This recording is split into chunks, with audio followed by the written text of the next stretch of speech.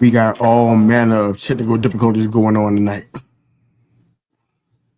I don't know what's happening, y'all, but guess what? It's all good though. We ain't getting no intro tonight. Yeah, I ain't gonna hear no theme music tonight. This is some funny stuff right here, but it is what it is. It's all good, man. I guess we don't really need it. Everybody knows who we are, I guess, hopefully. But anyways, I'm your host, Mr. U. Travis in the house, Shane's in the house. We got another friend of the show coming in at some point in time. Hopefully he's not having issues technologically either. But this is our first time not having an actual intro, so this is funny. So we ain't got an intro. Likelihood is we ain't got an outro either. So we're gonna find out how it's gonna work out for us. But we're gonna have fun with it. It don't matter. Whatever. You know, we're gonna just come here and talk about sports anyway. So we're gonna do us. So yeah, looks like Shane's having some challenges. This is gonna be a fun show regardless. If it got to be shorter than normal, that's fine. We ain't gonna do that for a whole hour. There's no point to that. But brother, how you doing, man? Good to see you in the box tonight. Oh man, it's a good night. I've been doing a lot more trying to set my, I won't say draft board because I don't have a draft board. I have guys I like, and just been doing a lot of that today. So I've been enjoying that process, that part of the process. Makes me feel a little bit more like a scout. But yeah, so that's been a good portion of my afternoon tonight, trying to set up our next Big Cat Country article, trying to figure out these unsung heroes of the NFL draft. You know what I mean? Yeah, that's kind of what I've been doing this year for the first time. It's fun, man, to see a lot more game tape. I'm kind of into it. So I think I'm going to make this a thing where this time of the year, I just dig in and look at prospects and pay attention to details. It's fun, man. I did some mock drafts on YouTube. Of course, you guys can find out. You probably already seen some of them already on your socials, but we're doing mock drafts with some folks, trying to get all 32 in. I still got a chance. I fell behind last week. I was sick, so you know what? I'm working it out. We're gonna try to get all 32 in. I'm pretty close. I'm more than halfway in, so we're gonna see how that goes. But all right, so okay. I don't know what's going on with StreamYard, but it booted out one of the hosts of the show, so you're gonna be in the chat. I'm sorry, brother. If you want, we can try to send you the link via text and see if it'll work then for you. But let me know how you feel about that. But otherwise, we're gonna keep on trucking, man. No worries. Lady Alfred's in the house. Lady, how are you today? Hope you're doing great, ma'am. Good to see and hear from you. Yeah. Well, my hat's on, brother. It's time. It's opening day. I'm pumped and excited, man. When baseball is your first love, man, you kind of get up for it. I ain't got to take the day off. I can kind of make that work for me. But many folks around the world took the day off today because it's kind of like a holiday for sports. So it took opening day off, man, but it was good, man. Yankees got to win. If you're a Yankees fan, you take heart medicine, check your levels, make sure you're good. Cause it was almost one of those today. For a long time, I was a Braves fan. So at this point, I can't even consider myself a fan of any individual team. I'm just like a guy who might watch every so often, but. That's kind of where my heart is on baseball right now, at least. But I'm happiest. More sports is better than less sports. How about that? So like that's always gonna be a good thing. Oh yeah, I'm definitely into it. I'm glad they shortened some of the games. So those 3-hour games was brutal. But I'm a football guy at heart. But yeah, it was a lot of fun, man. Let's get into some stuff, and we got quite a few things to get into. I want you to double check and make sure that my guy's not locked out and we're not forgetting about him because he said he was going to be on. So I'm just double check before we move on. This is all just technical live podcast stuff. It's what we do, man. We just if it ain't one thing, it's something else. It's just good times in the office, man. That's all it is. But anywho's quite a few things that we want to get into today, so you guys can get your questions ready. I'll run down the line for you guys. What we're going to talk about. We'll talk a little Aaron Rodgers. Folks are tired of him. We're going to touch that just a little tiny bit. I want to touch on who won free agency. That was a question that one of our hosts brought out, so we're going to be definitely touching that. A little NFL draft. Shador's name is probably the most popular name in draft talk right now, in draft discussions. A Ward not far behind him at 1. Will Tennessee take him? Is it a smoke screen? Do they plan on taking somebody else? Do they plan on stepping out of the first round? The number one pick entirely. We'll talk about it. Also, we'll talk about the QB draft class. I think we need to. I think I'm going to check everybody on this one because I think we out of control. I think we're out of control. So I'm going to have to check me first, but now I'm going to check everybody else, and then I want to ask about come back to that quarterback draft class. They can try to get a list of all the guys that are quarterbacks that you love, that you consider the GOAT, that have been successful. Where were they drafted at? It's going to be a point I want to get back to because we got to settle some stuff when it comes to the QB draft class and the perception that's out on them. I want to get into it a little bit. But I guess we can go ahead and jump into a little bit of free agency stuff first, man. I have a little short list. A lot of people have not been picked up. I'm kind of shocked because some of the names are like, these guys they could bring something to a team and they're still kind of hanging around. So I know you probably got names that come to mind for you. This some is like they just bodies right now, and that's all really been to the table. But let's use Asante Samuel Jr. as one name out of the box from the Chargers. I don't think his money is too bad, man. But I mean, he's a cornerback. He's 25 years old. It's not like he can't play. He got his daddy in him for sure, but he's still out here on the streets. Well, I think that's an interesting one because I don't know that he's out on the streets because of teams not giving him offers at this point. I said this a few weeks ago that I thought that this was a point where you're going to see a lot of the free agents, especially in the secondary market, like Julian Blackman of Indianapolis Colts safety. Like the same thing. I think is that we're in a situation now where teams are kind of just sitting on their hands until the draft comes, and then they're going to try to pick these players up. Like players generally know what their value is, and they know generally what they're going to get from 3, 4, 5 teams. And now it's just a situation of, am I going to get the playing time, or am I going to sign a contract with you right now? And then you're going to draft a guy. You're going to fall into the right guy in the third round, second round, Makumba or whatever. And all of a sudden, I'm now competing with some rookie. So instead, I'll just wait till the draft is done, and then we'll just sign this contract that we already been talking about. Like that's how I think it's going to fall. I'm with that. Generally speaking, I'm just surprised that we talk about that with this person. I mean, this kid is young. I mean, it's not like you sitting. It's not like you kind of you didn't blow the world up in Los Angeles. You were good and decent. All that. So this is not the kind of person I think of as a quote unquote leverage play. His name don't come to mind for me. Mr. Names on this list that I say, you know what? These guys are older. They probably want to go through all of the things they normally would go through in the process, and they might just sit back and wait a little bit. I mean, I got some names here that fall in that category. Honestly, even though I wasn't fond of his play the past few years, Von Miller. I think that I think he was awful, to be honest with you. He's the kind of person where he might be sitting back like, Von Miller's different. Von Miller's on his own. Like, yeah, that's what I'm saying. It is different category. Yeah. He can make the leverage play. 25 years old. You can't make no leverage play. You can't. Well, it's not. You ain't there yet. So we I do the South Florida Tribune with Mel Farr Jr., former NFL running back, and we've had this whole conversation about like to the point where now he's copying. Now he's saying the same thing. He's like, dude, there's a certain number, whatever that number is, that make me get off the couch. That number, like. And that's for a lot of these older guys who already have billions in the bank. They already have established careers. They already have who they are, for the most part, is already etched in stone for a lot of these guys. It's just about either championships or paying me just that a dollar above that amount that makes me want to get off the couch money.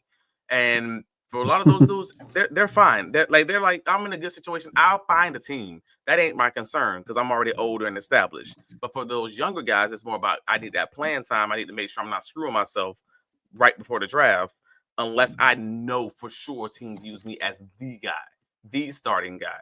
Like, and that's where Asante Samuels gets a little squirrely because he was good enough to probably be a starting guy for a few teams, but there's also a few teams I can absolutely be like, Nah, I think I can improve on him in the draft.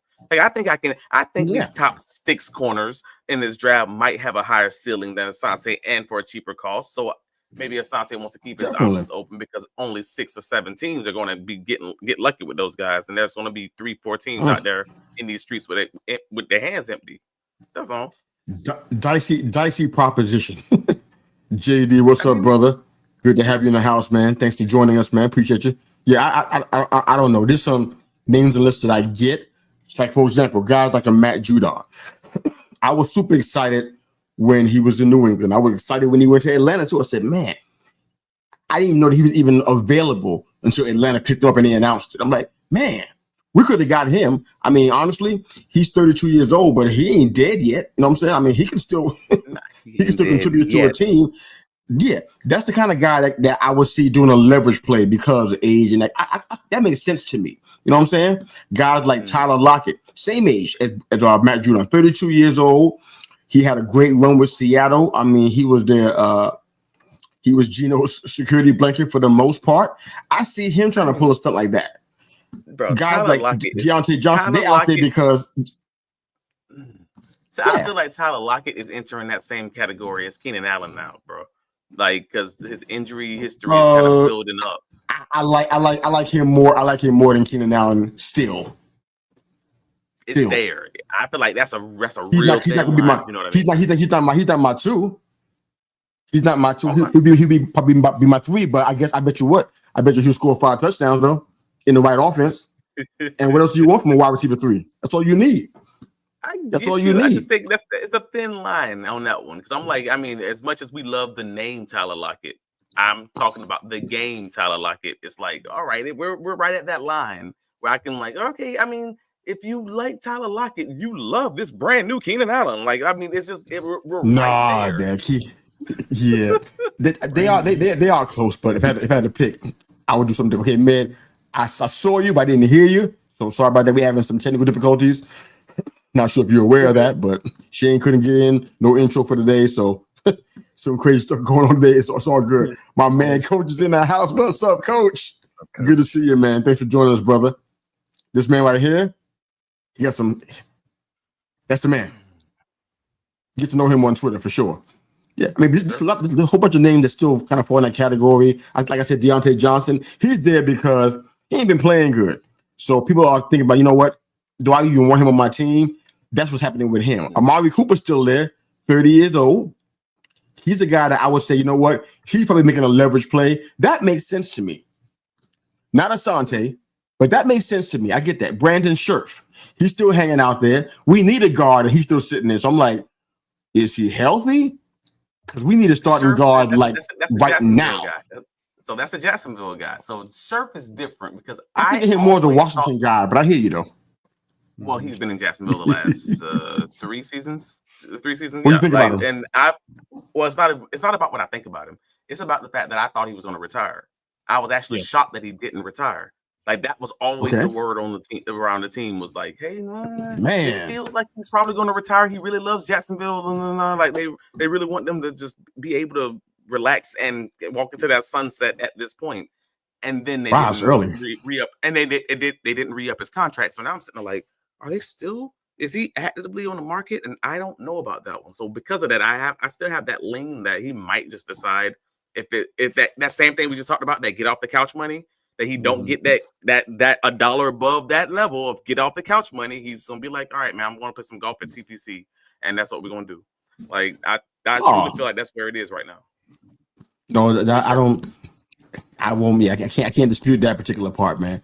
Man, good to have you in the house, brother. Man, how are you, brother? I'm doing all right. Are y'all talking Giants right now?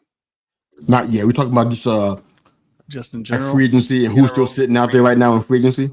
Okay. We ain't on that yet. Right. Yeah, so who's still out there? We just naming guys that we try to figure out whether it's a leverage play that is still in free agency or something else. We started off with Asante Samuel Jr. I said he's too young to make a leverage play because he's 25 years old and he hasn't done much yet. So there's no way he's trying to pull that stunt. Guys like Von Miller, perhaps. If Brandon Scherf is still in the league and he's still intending to play, maybe him.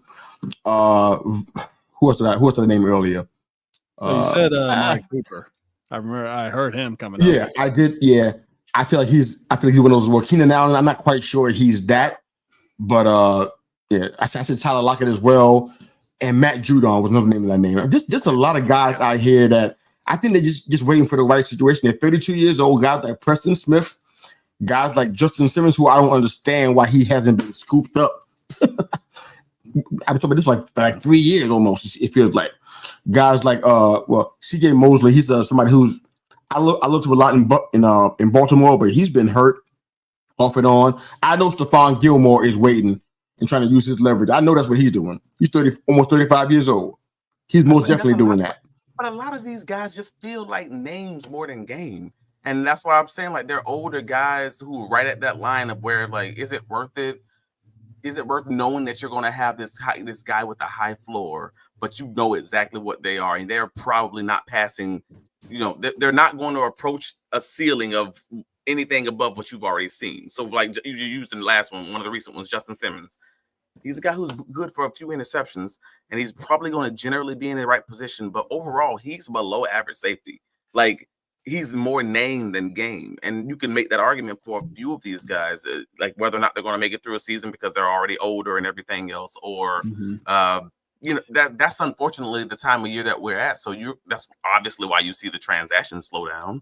And not only that, I mean, you look at the players that are left. You're talking about Elijah Moore. Most of the players that you named off, the one thing they all have in common is they're almost all over 30. And when you look at that, that is basically like you're getting there to the retirement age. So you're going to see these guys probably get picked up after the draft, kind of like what happened to Bobby Wagner last year. And I'm happy for what Bobby Wagner got this year with the Commanders. I mean, he got a 1-year deal for $9 million. I mean, good on you, man. Yeah. Congratulations. But that's a legend at the bank. Exactly. But I mean, you're looking at Tyron Smith, he's 34. Mike Hilton, he's 31. Amari Cooper's in his 30s. There's only like 2 or 3 people that are still out there that are named people. J.K. Dobbins, injury history. Nick Chubb, injury history. Julian Blackmon, injury history. It's kind of like you got to see where you really want to invest in. You want to go with someone young, or do you want someone to go with someone old? So Nick Chubb. I was going to ask a question about this guy, but I think he's going back to his team. So I won't be mentioning how white you guys about David Andrews for your team. I think he's going back to the Patriots, unless I misread something. So we'll just scratch that part, but we're good to go. But it was an interesting discussion to start with because these guys are out here, and I think what you said is right. Guys might get picked up after the draft. There's a lot of guys that I think they can help fill some rosters out. I mean, honestly, I didn't even know Isaiah Simmons' name was on this list. I'm like, I thought he was still with us. So that was a shocker to me. I wasn't prepared to see his name on him. I'm like, oh, wow. My heart kind of dropped before me. I'm like, oh, wow, I thought we had him locked in. Oh, ouch. All right. And Will Hernandez, people talk about getting him back. I know my co-host on the Big Blue Lifers, he loves Will Hernandez. He used to be on our team, went to the Cardinals. Mm-hmm.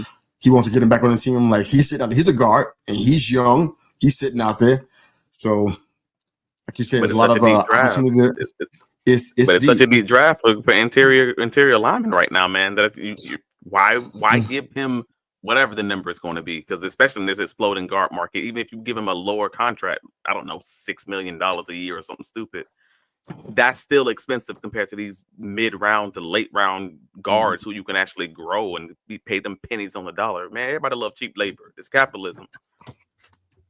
Yeah.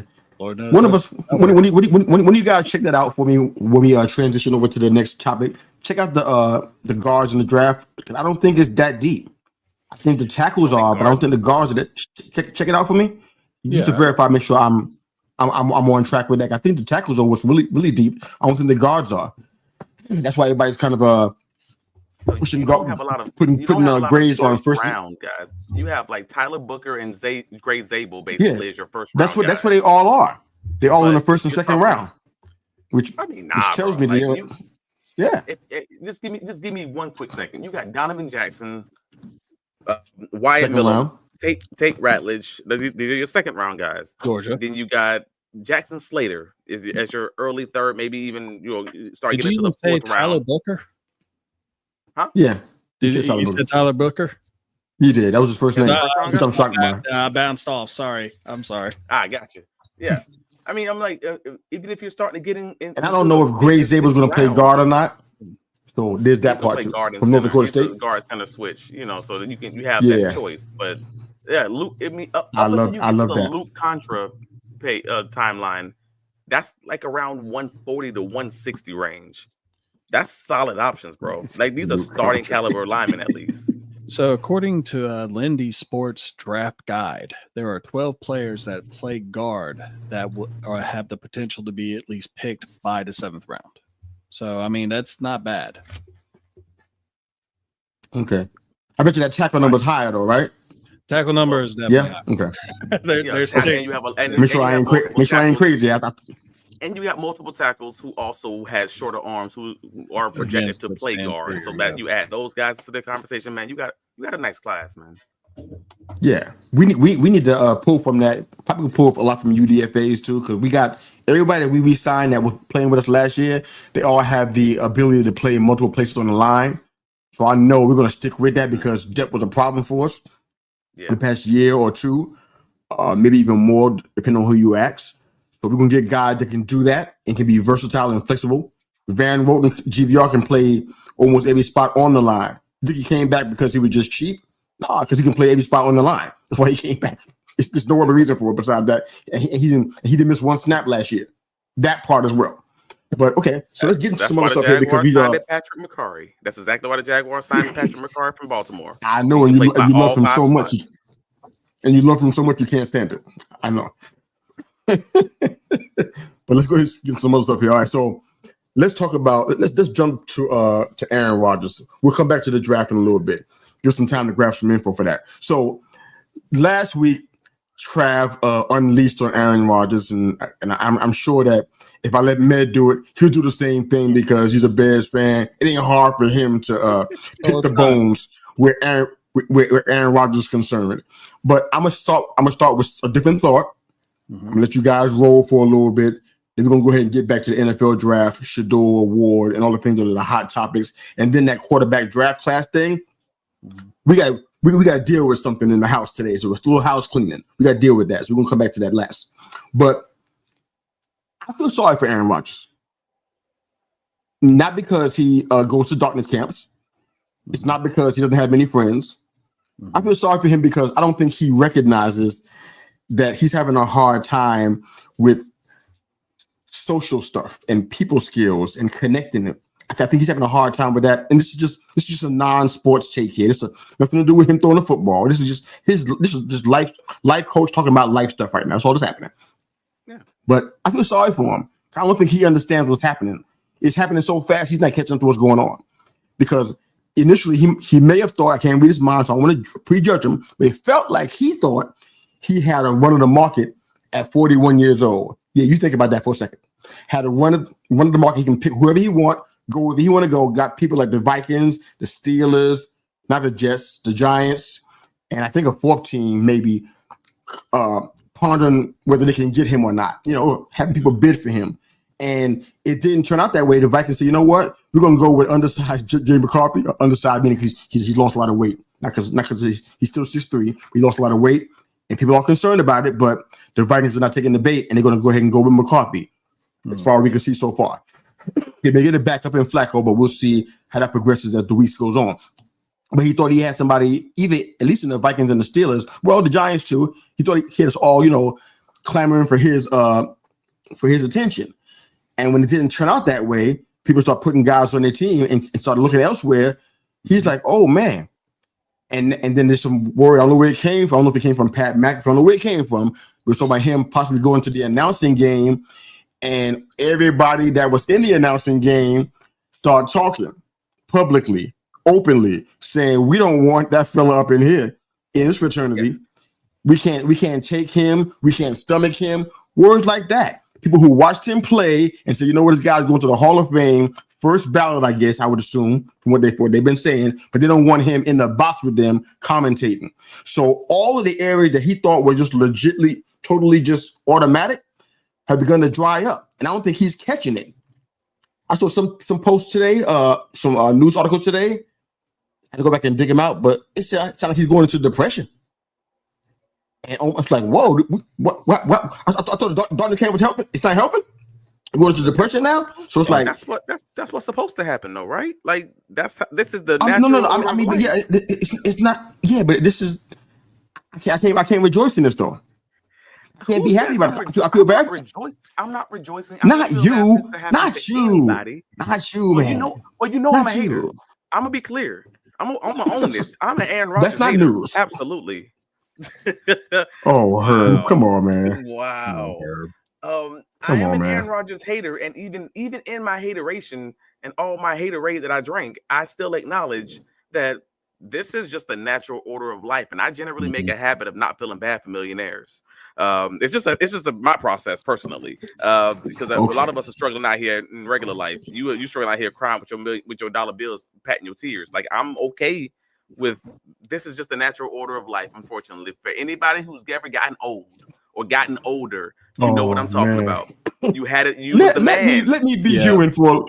Let me be human. I'm just saying. Let me take a sip before I say this next for a one. minute. You were the man for a minute. You were the man. Yeah, you know what I'm talking about. You were that dude when you got the girl, and all of a sudden you got, I don't know, divorced 20 years later, and now you got to look good, and you ain't in the shape you used to be, and now you on that market, and they hurting your little feelings because they ruthless out here now. They letting you know exactly who you are and who you are and who you were, and that's the difference where Aaron Rodgers was. When we would take your crap when you had millions in the bank and you was out here throwing these behind the back passes and everything else, but now you out here looking like a regular person, dog. You can't act the way you acting. They give up. You can't bring that baggage that you bringing without that talent that you used to have. Like, that's that talent to a-hole meter, and he is wildly off base right now.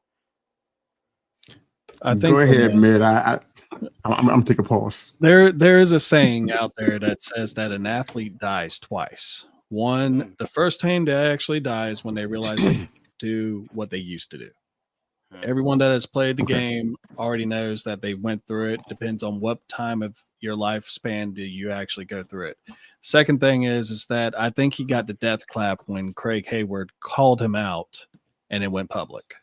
When you have a guy that has that much stature with that fan base and he's sitting there saying, hey, look, you could either be a Steeler or you don't have to be. It doesn't matter. We'll find someone else.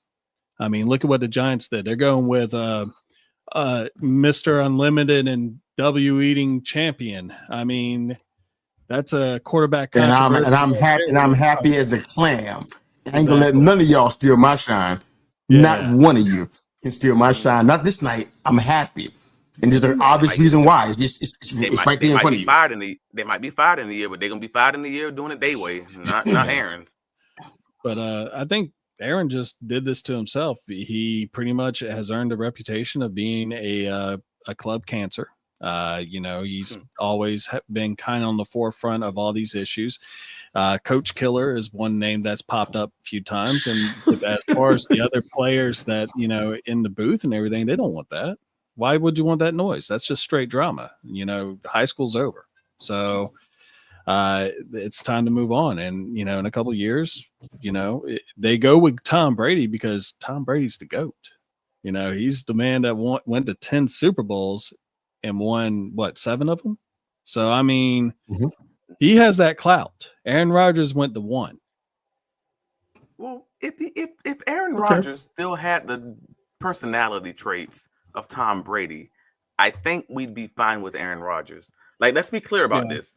In every aspect of life, you can say Tom Brady has had people who said, like, he's a good person off the field. He had people who legitimately follow him. Right. And I don't mean that like as a knock or whatever. Like, it just, like, truly, like, all the documentaries, like, you can have people at his roast that will show up.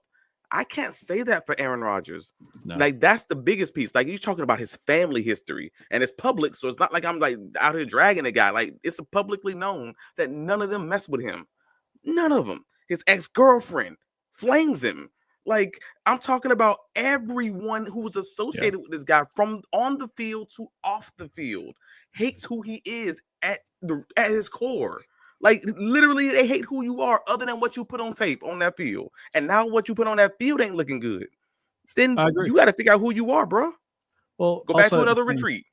at the same time, I mean, now this is not sad to you because I mean all I'm hearing is just like the death knell when y'all guys are talking about it. This not little. You ain't a little sad about this. Coach May just said everybody dies twice, and it's a funeral. Yeah. I'm supposed to shed a tear, and I'm here for that. Like, cool. The athlete dies twice. Cool. But that's something that he gonna have to go through, bro, because he put too much of an emphasis on being the athlete.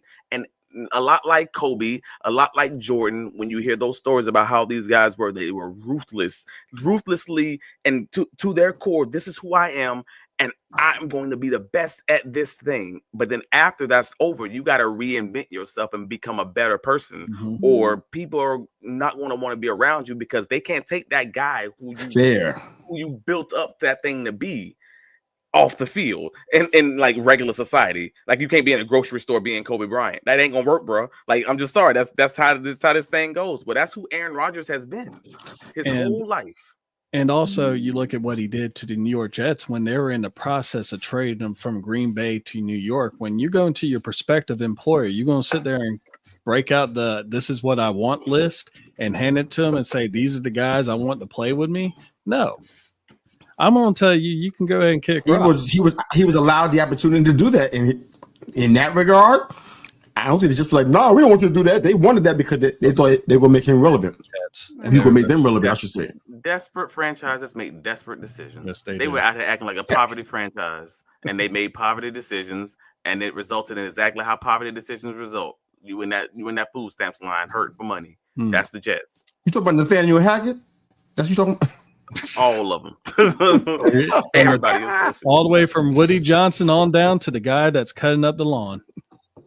Man, you make sometimes when you even a ball boy, or in this case, you're hurting for a quarterback, and you made some risky decisions. Yes, you did. And out there, and like I said last week, it's gonna have you out here butt naked in the street on the corner.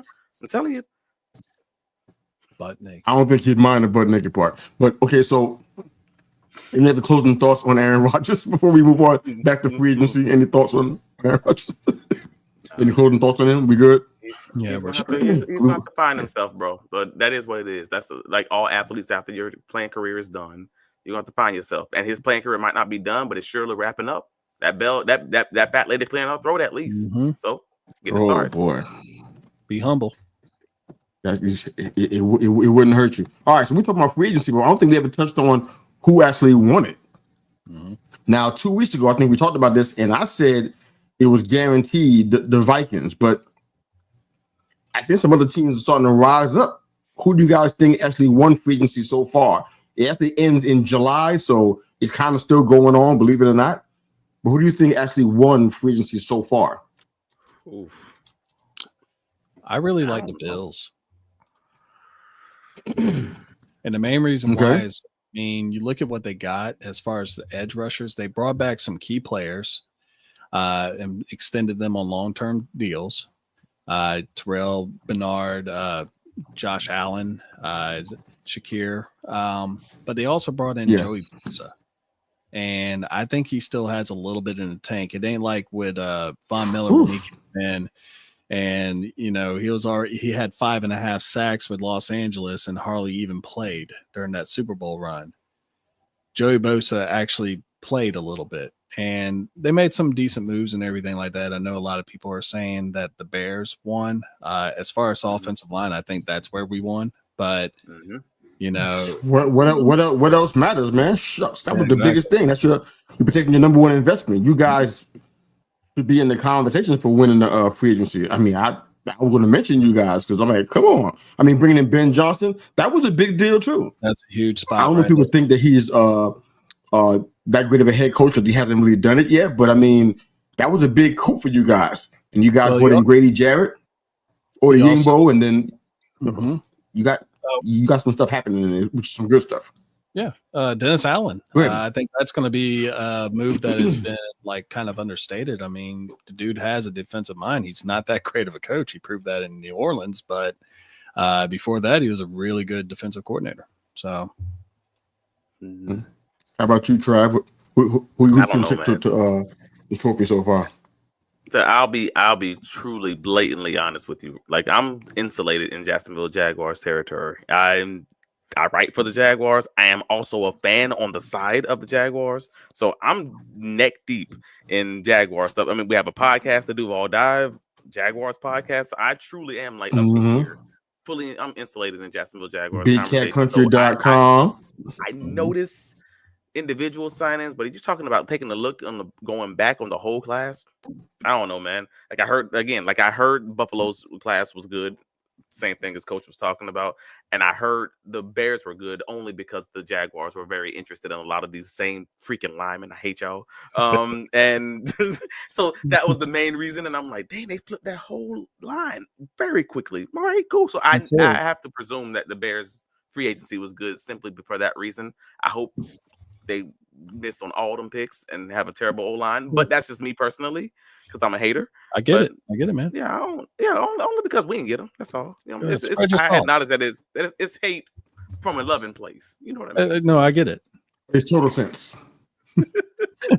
But, yeah. So overall, that's kind of what I see from my peripheral vision. But again, I am truly neck deep into these other teams until we get into the offseason, and then I'll look back and tell you, all right, these are the best ones. And we're gonna do it right here for sure because it's too much meat on that bone to not. So we're definitely gonna do that stuff. I mean, but the Vikings and the Bears, man, they jump out, man. The Pats, talked about them last week, I think it was, right? Last week or week before. The Pats, man. Yeah, they had the most money, and they had the most. They may have some of the most needs. They were 4-13, something like that. So they needed to do a lot of stuff, but they did a lot of great things, man. I mean, they put Vrabel in a good spot as head coach out there to perhaps make a leap. I think Drake may show some real good stuff toward the end of the season. So to protect him and give him assets, Diggs going there. I'm not gonna say that's the cream of the crop, but that was a move that, as long as Diggs is just out there just to play ball and none of the other stuff, and he's healthy, May is helped by that because their wide receiver room is nothing to really sneeze about. So Diggs being there improves the roster immediately. And then you got to get guys like Harold Landry. I'm like, how did he get past all these guys that needed pass rushers? I don't know how this is going down. Carlton Davis, he's kind of almost on the other side of his career, but still a quality cornerback. He's going to cement that down there. I think that because of the number one guy they had who's been has some health issues off and on, I think it's Christian Gonzalez. Being next to a guy like Carlton Davis that's better for him immediately. That improves his stock immediately because he's going to learn at the feet of somebody who's been doing it on a high level. Bringing in Milton Williams, that was a big money overhaul, and he was the top guy out there. I was salivating for the guy myself personally, but I knew what was going to happen. But the Pats got him, paid him a nice, gave him a nice bag, and there he is. He's in New England, and he's solid out there. And then guys like Robert Spillane and some other guys that come through, they did fantastic. So I got to put them in the same company with the Bears and the Vikings. They did some good work. But like you said, man, we got to probably wait until after this is all done. But I won't say full classes. But like the fact that we don't talk enough about the fact that, well, Devontae went to the Rams, bro. Like, that feels huge. For a team that lost to Philly by 6 points, 5 points, I'm on the ropes in the postseason, and we ain't talking about that at all because they don't really do like free agency for the most part. Like they'll trade for people and they just focus on the draft, so they don't generally do free agency. So it's not a draft class. But I'm like, that seems like a hell of an improvement, and we don't talk about that at all. Okay, are we comparing him to Cooper Kupp? Because I don't feel good about that. So you say compare it's an improvement. If tell you this, okay, Kupp was gone, you were gonna move him anyways because you didn't want to pay him whatever injuries, whatever it was. So you got Devontae. Okay, that's good. I mean, that's Devontae, good. Devontae stay healthy. Cooper gonna play 7 to 12 games. Well, I'm not going to say, okay, Devontae stays healthy and make a T-shirt out of it. I can't do that. Show me some numbers. I'm pretty sure that he had some challenges on the teams he was at previously. All three of them. So I'm pretty sure he wasn't healthy the entire with the Packers, the Raiders, and the Jets. He was totally healthy. I'm not sure. I'm not saying he's not. I'm saying I need to see some numbers on that. I'm not ready to make a T-shirt saying Devontae stays healthy. I can't do that. All right. However, so this is a good maybe. Okay, this is a good thing though for the Rams, providing that Puka stays healthy. Because if he don't, you talk about Adams being number one, and that I don't see that. I don't see that going well. He's number one guy, and all the secondary knows it. It's not a good situation. I think it makes them more vertical. Healthy. That's my biggest piece. I think it makes them. It makes them more vertical. Whereas you had Cooper Kupp and Puka, both guys who are more versatile, both guys who are able to eat in the middle of the field, sure. But then you had Tutu Atwell being your stretch to field guy. So you basically just improve your stretch to field guy with Devontae freaking Adams, and still had your versatile piece, and still have Tutu Atwell still there. Like you're still fine there on both sidelines on those ISO routes. So like I feel good about the process there overall. And you're not really having to pay Cooper Kupp, who again is going to play 7 to 12 games like clockwork every year but one. That's fine. I'm with that. But we did an analysis on this. I don't know how many weeks ago it was. Their O-line ain't quite right. So that means that now either you're gonna fix that. The guy they got in front of Stafford right now, largely unproven. Some of the veteran guys are not playing anymore. So now Stafford has to do things that Stafford doesn't really do that great. He's not the most mobile quarterback in the world. So unless you get some guys who can come inside there and help with that and give him time in the pocket to throw to the guy you're talking about, it's gonna be dramatic in a bad way. So that O-line situation, I thought they were gonna deal with it in free agency, but like you said, they don't really do free agency like that. So I guess they're gonna probably go into the draft. I'm almost positive they're gonna get a left tackle out of the draft. But we'll see what happens over that. But I mean, yeah. There's talent on the offense. There's no question about that part. It's just the O-line. They did great stuff with the D-line, but they kind of let the O-line like, oh, it'll be all right. I'm like, yeah, you sure? Stafford ain't 100 years old, but he's not 29 either. I mean, he's 36. We pay. I got you. Yeah, we on the south end of that, so I'm concerned. He's at the end of his rope of his football rope, and he knows it, but he's still putting out solid numbers, so I can't really hate on it. Every time I do, he always proves me wrong. That's it. I'm not saying he's not all that. I'm just saying he's okay. Look at the depth chart, and you can't say, I'm confident with these people. You can't. I wasn't confident with them last year, and they proved me wrong. The fact that they were there with the team that won a Super Bowl, I got to give them that respect, and that's kind of where I'm looking at the same guys there now. Them guys gone. Different line. Sure. And we obviously got the draft genius. Apparently, we'll see James Gladstone in Jacksonville, so we'll see if that works out. I can't wait to see this. But you got Hassan Reddick going to Tampa Bay too. Like again, these are some of the best individual moves that I saw, but they weren't good classes because they don't do free agency. Because you guys, again, I already told you, and now that I'm looking at what actual teams have as far as their free agent classes. And people are talking about the Patriots free agent class is good, and I'm just like, come on, man. Or the Carolina Panthers.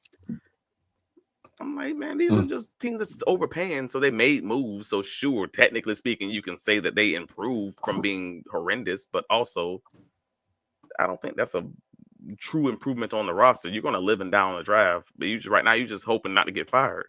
Like that's what I feel like those classes say to me, anyways. Nope, fair enough. All right, so we got about 15 minutes left. I'm gonna let y'all run at the end with the NFL draft, wherever you want to go with it. Basically, y'all gonna have a T3 takeover. I'm gonna let y'all go ahead and run with it back. I gotta get this point out and get this out in my spirit right now. All right, so all out my spirit. All I'm hearing about with the quarterback draft class, all I'm hearing about is Ward and Shador, and then perhaps maybe Dart, who I like a lot. I've been on record. I've been on Med's show saying the same thing. It's not a secret. I like him a lot. I like him more than everybody else. However, I think we're getting caught up in what the media tells us to like, who they tell us to like, and we don't look at what we can see on game tape. We don't do that. We say, you know what? I'll let them watch the tape and then tell me what you think. And everybody on this show right now would never do that because we like watching tape. We like digging in. Herb and Shane, they're offline, but they feel exactly the same way. They would be watching stuff for themselves, not drinking the media Kool-Aid. But so many of us, not any of the five of us, so many of us are drinking the Kool-Aid about these quarterbacks in the draft. These guys are projected to go third round, fourth round, fifth round, like they just trash.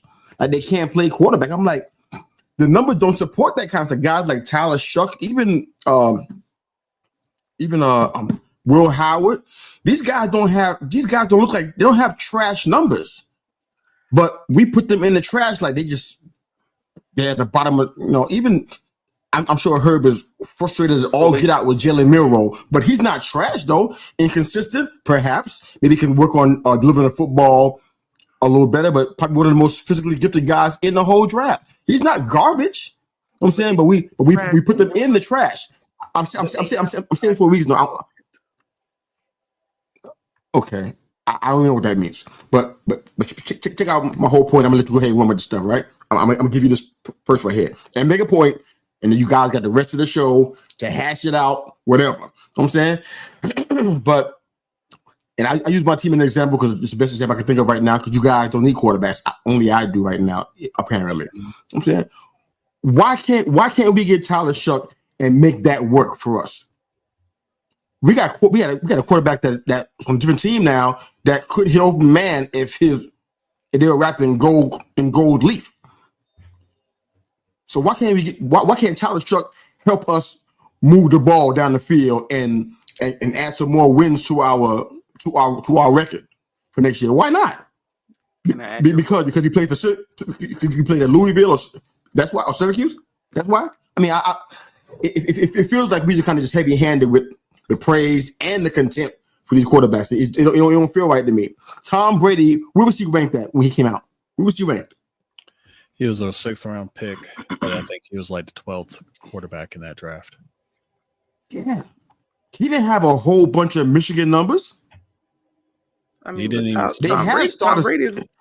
Tom Brady's Will Howard. Like, if you want to say anything like that, he was always a quarterback who can run the game plan as it was. Because Tom Brady, what we saw at the end was not Tom Brady who was drafted, if that makes sense. Sure. Like, he was a quarterback who could run the offense and not play outside of himself and keep this thing moving, keep this offense on the field. But they also had an all-world defense at the time that he was placed on that team, and all he had to do was that exact same thing. So in that way, Tom Brady is Will Howard. I mean, that's just an example of fair. But watching him, and I'm using him as an example. I guess I just went to the highest place. I went to the pinnacle for an example, but I didn't mean that. It was the best example I can come up with. But I got you. He had something else too. I mean, watching him in Super Bowls against us, and even watching him in other Super Bowls, he had something else. That I ain't talking about his throwing motion. I ain't talking about his footwork. I ain't talking about his ability to read defenses. I ain't talking about his reaction time. I don't even. He had something else that it was not on the paper. It was not in the quote unquote scouting report because y'all would have saw it then. He wouldn't have been no 6th or 7th rounder. It was something that was either developed or it was there and just never got a chance to cultivate it. And look what it became. So all these guys that we killing out here right now, not we, but the other people. I mean, Riley Gable's 5'11". I don't want to deal with that. But but the other guys, why they can't be that? I think we just we too quick on the draw. We're trying to put these guys down and put them in categories. Does that make sense? Am I making sense? Let me let Coach respond to this because I have a feeling I talk too much and I want to make sure I don't bogart him out. You got 10 minutes, man. Watch the clock. 10 minutes. I gotta shut this down in 10 minutes. Period. No matter what you say. So go ahead. Okay. I'm gonna be quiet for the rest of the show. My biggest issue right now is your coach is more likely than not on the hot seat, right? Is that a fair assessment in this situation? What coach? The Giants we were talking about, right? Yeah. Man, the boards are on fire right now. Yeah. Right. So we're in agreement that they're on the hot seat. So when you ask the question, how come Tyler Shaw is how come we can't have him come in and run the offense and be all right?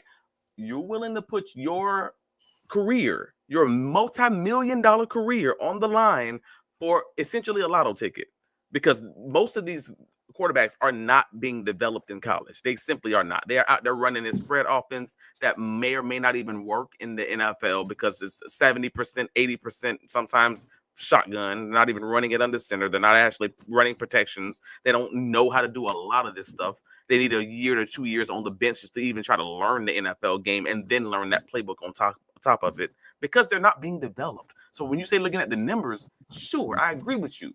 But also, that means that a lot of these teams are going to have to be placed in very, very, very specific situations to be successful. And that's not always going to work for a lot of these guys. So they might be athletically talented, but developmentally like stunted. I mean, you're talking like AR-15. You're talking like a lot of these quarterbacks that come out like that, and you're just hoping that you have the time to develop them, but you also, by NFL rule, don't have the time to practice with these guys to actually develop them in the NFL. So you're 2 years in before you start seeing progress. That sucks. So that's where you are. Like that's why I say someone like a Will Howard, because he's someone who you know and you have seen proof of concept that he can run an NFL offense, keep you on the field, not making huge mistakes. He's done that. We've seen that progression at Ohio State, but the rest of these guys are they're lotto tickets. Close. Yeah, they're just lotto tickets on athleticism, and you hope that they can run and get out of it. Mm-hmm. Take Tyler Truck out and put Will Howard in. I mean, I kind of feel like the premise is just the same. It's like, why can't we do that? It's not, these guys are not expected to be day one starters. Honestly, I'm not even sure that Cam or Shador would be day one starters if we got them either. We wouldn't have did what we did if we actually thought that. So these guys are going to be developed, hopefully the right way, by somebody who's supposed to be a quarterback whisperer. Here's your chance, Brian, to show improve, dog. This is your chance right here. You know what I'm saying? But I mean, they're gonna be sitting with the clipboard anyways. So what difference does it make?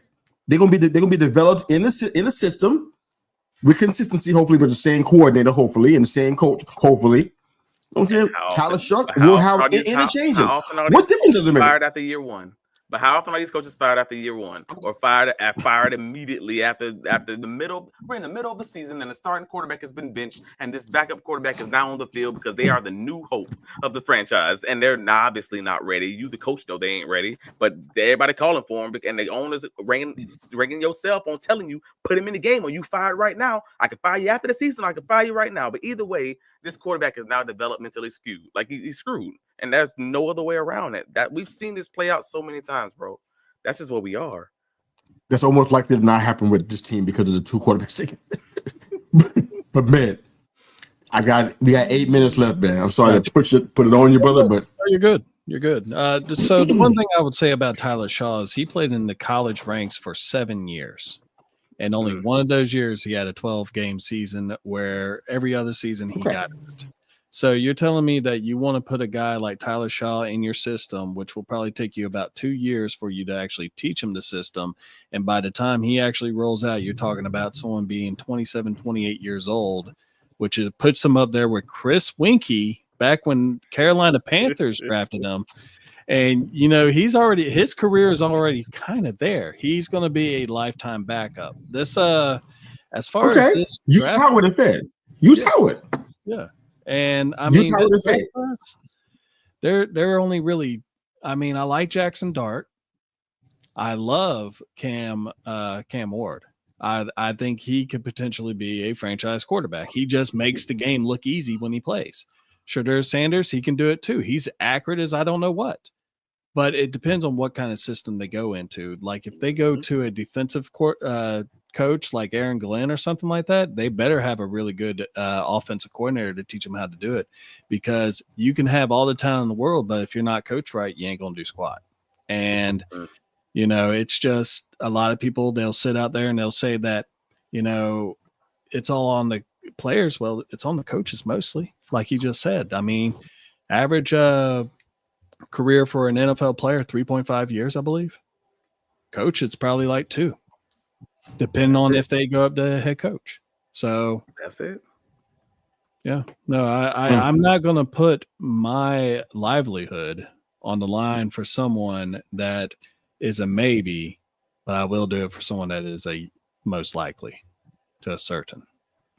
Right. All right. So, and that's it. So do you think Will Howard is a maybe? Is Will Howard a maybe? If he's in the right system. He has to be in the right system. That's the big thing. You're looking at Will Howard, and you could probably say he could possibly be the next Brock Purdy. But also at the same time, you saw what he did. He kind of struggled off and on. He played on the most talented team in college football last year. I can say that as an Alabama fan. I was getting jealous. But what happens is a lot of people don't understand is when you have all these shiny weapons built up around you in college and you have that poor kid that's in the back playing safety that has a 4.8 40, everyone in the NFL has a 4.5. They're moving like speed brick walls, and they are taught to hit that play as quick as that. 4.5 seconds is the average football play time. You're not going to play against people that aren't going to make it. You're playing against people that made it. You're playing against millionaires. Right. There's a reason why they're millionaires, and that's because they are at the top of their game. So if you're a coach or a general manager who believes in if you're a coach who believes in your ability to coach and develop, or if you're a general manager who believes in the ability of your coach to develop these players, then you're probably going to lean on one of these more athletic quarterbacks. Want someone who you think may have the athletic profile to get the ball into those holes, because those holes are closing so much faster in the NFL game with these hashes, with this more condensed field as far as that's concerned. It's less spread out like college. Yeah. Whereas if you have a guy like, again, Will Howard, and you think you're on the last year of your contract, like if you like again, the Giants, I think that Will Howard is a solid potential guy who you can plug into your system, and he's going to give you at least backup level quarterback play, if not low level starting quarterback play from the jump. I actually do believe that if it's the right system for him. Like if you can try to mirror something an NFL offense sort of like what Ohio State ran. But other than that, you're looking at all these other rookies, and I think you're just putting them into systems and you're preying on development. That's kind of where we are, man. Yep. But you're hoping that they can get the ball. I don't know if my point. I don't know if my point made it. If it resonated or whatever. I just kind of feel like we need to do a little bit more digging before we say, you know what? Oh, they say he's a 6. No. They say he's a 6. So let's go ahead and. I can't. No. I don't feel good about that. No, I mean, Brock Purdy. I mean, Mr. Irrelevant himself went to a Super Bowl. I mean, it's the luck of the draw, and if he's in the right system, he went to Kyle Shanahan. Now, you tell me if he went to, we'll just say, I'll throw my Bears under the bus. One of my coaches, he's not going to do that. He's not going to. I hate to say it like that. If he's going to Pete Carroll, maybe, but Pete Carroll's a running coach, so. We're going to see how well Geno Smith does with Pete Carroll this time around, because Pete Carroll helped him be developed into a Pro Bowl quarterback. Fair enough. Man, this was awesome, man. This was awesome, guys. I'm going to go ahead and let y'all shout out the work you're doing and where people can find your work. So I don't want to go first, but thank you, Coach. I appreciate it. Yeah, me and Coach DeMurph actually coached together for a couple of years, so we know each other pretty well. Yeah, he's good people, man. Yeah, he is. So, where can they find you guys? Good. Oh, I mean, yeah, you can find find my coverage. Big Cat, you see it right here. Big Cat Country. There it is. I see Super Mario. I don't see BigCatCountry.com, wow. Covering the Jacksonville Jaguars, press conferences, updates, everything we want to talk about. But also the Duval Dive podcast on YouTube or wherever you catch your podcast. So myself and Kyle, the student of the game, Nash with Fans First Sports Network. We talk about everything that's going on with the Jacksonville Jaguars, man. So definitely lock it in. For the most part, that's what I got, man. Where can y'all be found? What about you, Coach? You can find me on YouTube. I usually do a show with my buddy Isaac from Fun Football Podcast called Sports Talk Therapy. That is on Mondays at 8:00. And 8. And I'm actually working on some stuff for I got the NFL Mock Draft 2.0 coming out, where I'm figuring in all the beautiful free agency stuff that has already just happened. So hopefully I'll be launching that in the next couple of days. Awesome sauce, man. I love it, man. You guys are awesome, man. Thank y'all for jumping in. Of course, you can find all of our work all over your social media and on our YouTube channel. We got a new show, All Giants, all the time. Big Blue Lifers every Friday night at 9 o'clock.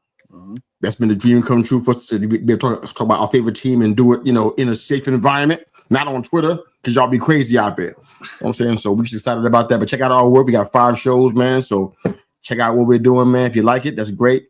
Wouldn't mind you hitting the subscribe button on YouTube and let us know how you love us. But other than that, man, it was a great time, man. I'm gonna get up out of here. I'm gonna press the button and see if the outro plays, because